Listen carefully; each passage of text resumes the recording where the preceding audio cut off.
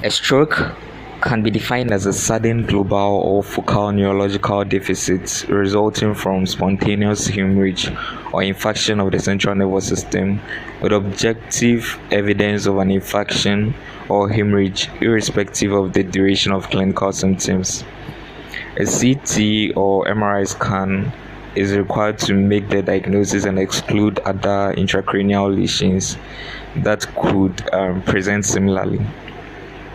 A transient ischemic attack, on the other hand, is basically a transient episode of neurologic dysfunction caused by focal brain, spinal cord, or retinal ischemia. There is no objective evidence of acute infarction in affected region of brain or retina. In adults, hypertension, diabetes, dyslipidemia, atrial fibrillation, and smoking usually increase the risk of for strokes.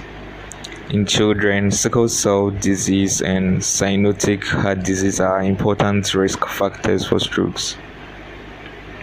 Patients should ideally have multidisciplinary care. The causes are cerebral infarction, as from thrombosis of a cerebral vessel, embolism from a distant site, for example, atrial fibrillation, and also intracerebral hemorrhage, subarachnoid hemorrhage. Symptoms include weakness of one side of the body, including the face, inability to rise up from a sitting position or lying position, and also sudden fall or collapse, loss of speech, loss of vision, severe headache or neck pain in subarachnoid hemorrhage, also unconsciousness in some patients, and seizures.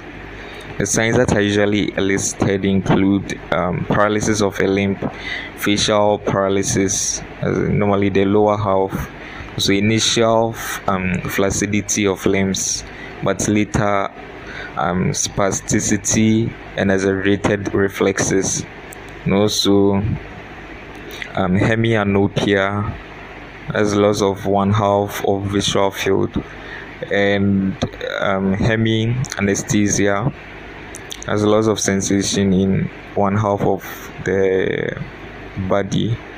Also extensor plantar response, dysarthria or dysphasia, as alteration of speech. There could be neck stiffness, usually in subarachnoid hemorrhage. Investigations are FBC, ESR, blood glucose, serum lipid profile, blood urea, electrolytes and creatinine, uric acid, ECG, CT scan or MRI of the head, chest x-ray.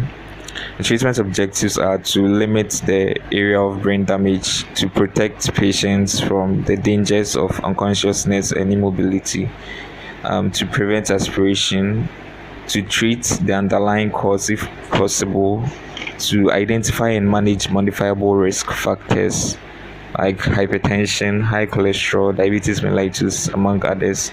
Also to institute measures to improve functional recovery, to support and rehabilitate patients who survive with residual disability, also to minimize adverse effects of drug therapy. Non-pharmacological treatment: admit and monitor patients' vital signs and neurological signs frequently, as well orally. Also establish adequate airway in unconscious patients. Swallowing test in an upright position. Use 10 to 15 milliliters of water. So insert nasogastric tube as early as possible for feeding and medications in unconscious patients or those with swallowing difficulties, to prevent aspiration. And nurse the patient in lateral position with suctioning when necessary.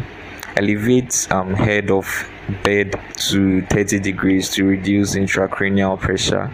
To prevent pressure source by regular turning as every 2 hours in bed.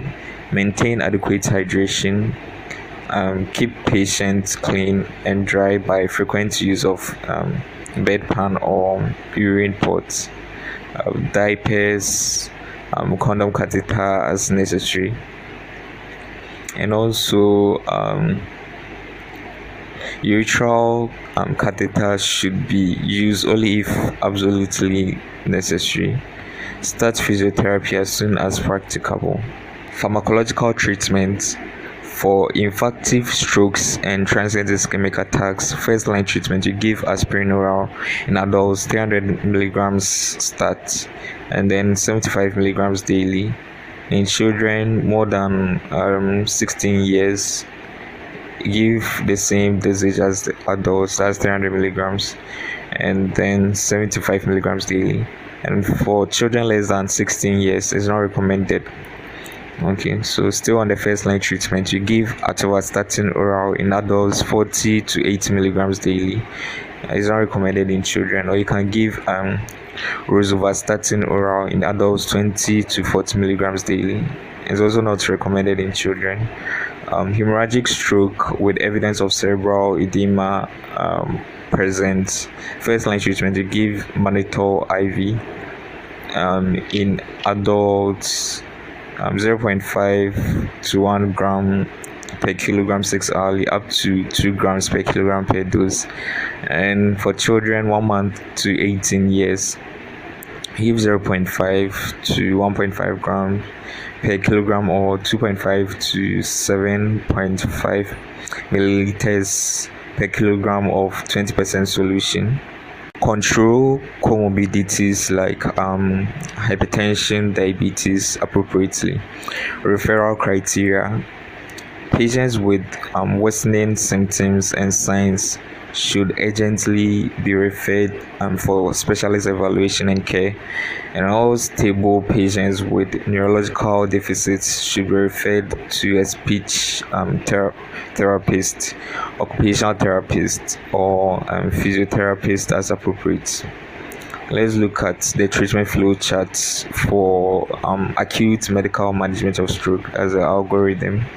So for history and examination, identify risk factors, site and extent of the stroke, and consider sources of embolism. Investigations, you do an FBC, urine RE, BE, creatinine, fasting glucose, fasting cholesterol, CT scan, chest X-ray, and also ECG. Hydration, aiming for euvolemia, that's 2.5 to 3 liters per day on average, and use normal saline or dextrose saline. Avoid dextrose 5% or 10% unless hypoglycemic. The stress or ulcer prophylaxis, you give proton pump inhibitor. A glucose control, keep RBS 4 to 10 millimole per liter, and you may need insulin sliding scale to control or supplement oral medications, and avoid oral metformin if diabetic. Pyrexia, if more than 37.5 degrees Celsius, we manage with regular paracetamol to control pyrexia. Consider source, the chest, urine, malaria, or others, and manage accordingly. For blood pressure management, BP often rises as direct result of stroke and may partly settle with no action. If more than 180-110 millimeters mercury, aim for gradual reduction of not more than 20% over 24 hours. Continue pre-stroke medication if indicated, and do not use sublingual nifedipine. A sudden reduction in BP can lead to extension of stroke. Treatment of infarcts: start aspirin 300 milligrams start as soon as infarct is identified via oral NG tube route, and if no contraindications, in these procedures. Also, reduce dose to 75 milligrams daily after 1 week, and consider further anti-platelet medication. For atrial fibrillation, consider rhythm control for acute onset, as in anticoagulation. Mobilization of patients.